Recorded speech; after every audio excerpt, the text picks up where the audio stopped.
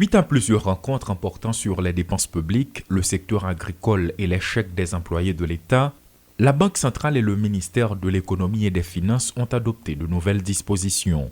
À travers des protocoles d'accord, les deux institutions entendent donner des réponses adéquates à différents problèmes qui perdurent depuis des lustres.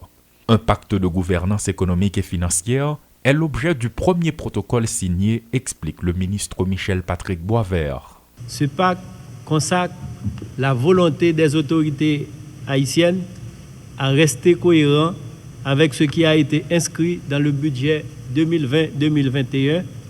Dans le budget 2020-2021, les autorités budgétaires et monétaires se sont entendues sur un niveau de financement Banque centrale de 39,7 milliards de gouttes pour l'exercice 2020-2021. Donc on va travailler à rester dans les limites du financement inscrit dans le budget. Le deuxième protocole paraphé par le ministère des Finances et le Fonds de développement industriel concerne la création de fonds de garantie partielle destinés au secteur agricole. 1 milliard de gourdes seront mises à la disposition des petites et moyennes entreprises ayant des projets liés à l'agriculture ou à l'exportation, indique le grand argentier de la République.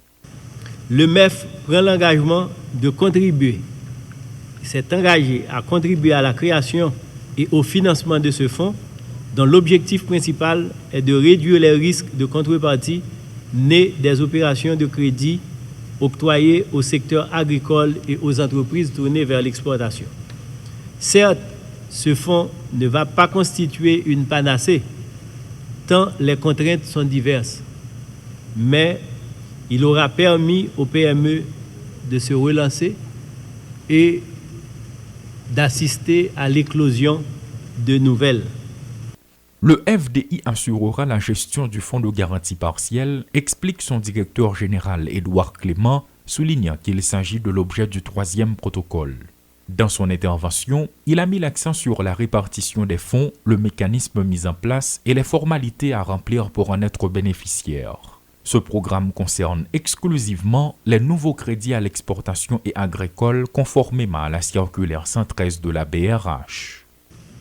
Concernant les garanties individuelles, le montant maximum de garantie par emprunteur sera l'équivalent en gouttes de $550 000 américains, avec une couverture maximale allant de 50% à 65%.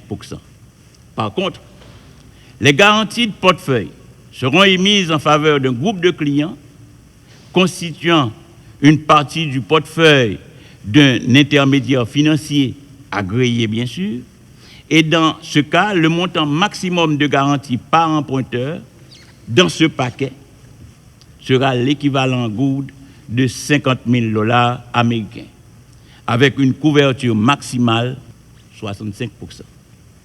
Permettre aux employés de l'État de recevoir leur chèque à temps, c'est le but du dernier protocole ratifié qui porte sur le transfert automatique des chèques.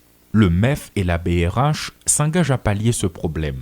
Après de vives discussions, bientôt tous les problèmes rencontrés jusque-là ne seront plus que des souvenirs, assure le gouverneur Jean-Baden Dubois.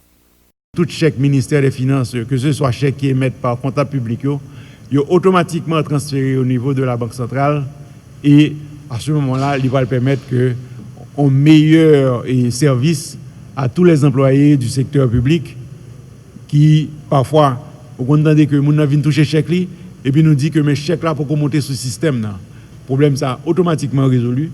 Donc à ce moment-là, depuis le fait au niveau du ministère des Finances, les charger automatiquement sous système Banque centrale là.